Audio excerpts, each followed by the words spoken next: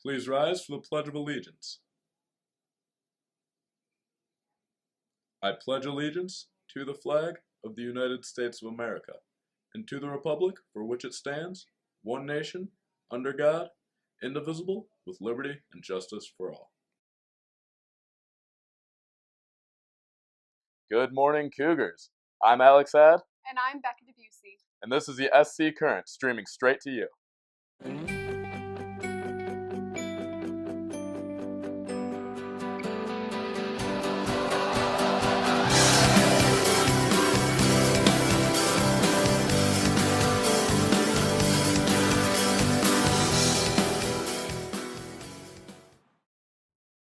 Today is Friday, October the 10th, 2014.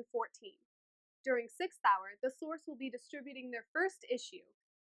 Grab a copy to read stories about homecoming, boys tennis, girls golf, and new testing for juniors only. Also, The Source will be launching their new website during 6th Hour. Tune in to get updates and multimedia stories at www.scsourceonline.com. Also, follow us on Twitter for updates at SCSourceOnline. In the coming weeks, Stony Creek will be welcoming a new principal to the building, Dr. Catherine Armstrong. Jenny Pafford, an SC Source reporter, got an exclusive interview with Dr. Armstrong. Pay attention to your screen now to see this exclusive interview.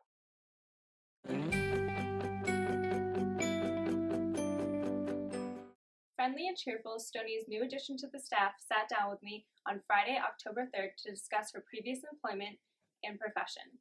Stay tuned for the first look at our new principal, Dr. Catherine Armstrong. Dr. Armstrong's previous work was at the Grosse Pointe Middle School, so what does she expect at the high school level? I love working with high school students.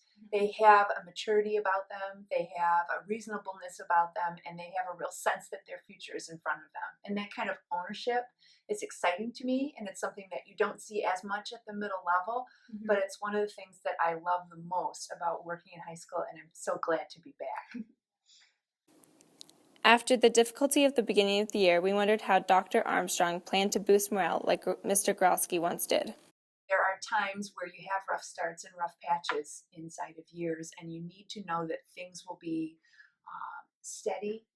You can count on certain things to happen, and that there's a solidness about the leadership in the building that's very important, I think, for people when they have a rough start.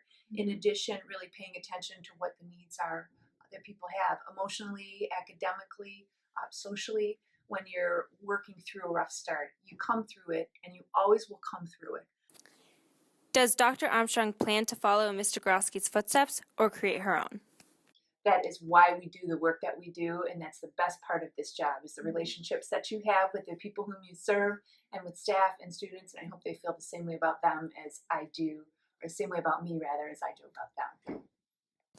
With that being said, the Source had the opportunity to get to know the real Dr. Armstrong. In my free time, I love to cook, I love to travel, I love to read.